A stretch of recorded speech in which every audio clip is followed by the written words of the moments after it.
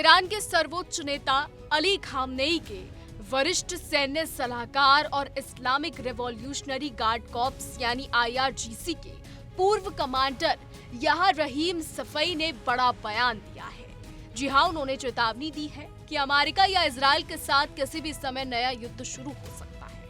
ये बयान ऐसे समय में आया है जब क्षेत्र में तनाव पहले से ही बढ़ा हुआ है और हाल ही में अमेरिका व इजराइल ने ईरान पर हवाई हमले किए थे। बता दें कि सफई ने मीडिया से कहा कि हम किसी युद्ध विराम में नहीं हैं, हम युद्ध की स्थिति में हैं। हमारे और अमेरिका इजराइल के बीच कोई समझौता या नियम लागू नहीं है। मुझे लगता है कि एक और युद्ध हो सकता है और उसके बाद शायद कोई युद्ध ना बचे।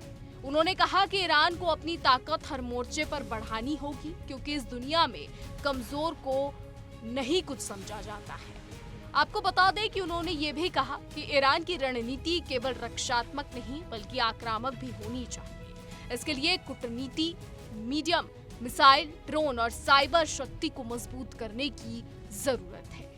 सफई ने कहा कि हम सेना में सबसे बुरे हालात को ध्यान में रखकर योजनाएं बनाते हैं और उसके लिए तैयार रहते हैं। ये बयान तब आया है जब जून में इजराइल और अमेरिका ने ईरान पर बड़े हमले किए थे। इजरायली वायुसेना ने तेहरान में IRGC के अहम ठिकानों पर बमबारी की थी, जिनमें बसीज मुख्यालय और अल बोरस कोर शामिल थे। इजराइल डिफेंस फोर्सेस यानी IDF ने दावा किया कि इन हमलों से ईरान की आंतरिक सुरक्षा पर बड़ा असर पड़ा।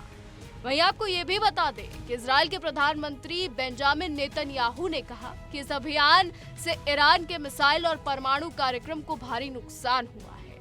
उन्होंने कहा कि ईरान हमें मिटाना चाहता है, इसलिए हमने ये ऑपरेशन शुरू किया। हम अपने अस्तित्व के दो सबसे बड़े खतरों को खत्म करने के बहुत करीब हैं। वहीं आपको ये भी बता दें कि अमेरिका ने भी पुष्टि की कि उसने ऑपरेशन मिडनाइट हैमर के तहत फोर्डो, नतांज और इस्फहान स्थित ईरान की 3 प्रमुख परमाणु साइटों पर हमला किया था। पेंटागन का कहना है कि इन हमलों में से ईरान की परमाणु क्षमता को कमजोर किया गया है। इस बीच सफई का बयान इस ओर इशारा करता है कि ईरान आने वाले समय में न सिर्फ अपनी सैन्य ताकत बल्कि अंतर्राष्ट्रीय स्तर पर भी आक्रामक नीति अपना सकता है। इससे क्षेत्र में तनाव और बढ़ सकता है तथा भविष्य में बड़े संघर्ष की आशंका बनी हुई है।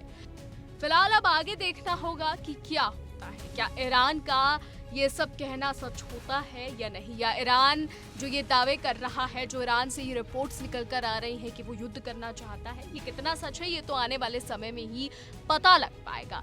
फिलहाल अब आगे ही देखना होगा कि क्या होता है। अब हमारी आज की रिपोर्ट में बस इतना ही। देश और दुनिया की तमाम बड़ी खबरें जानने के लिए देखते रहिए इंडिया डेली।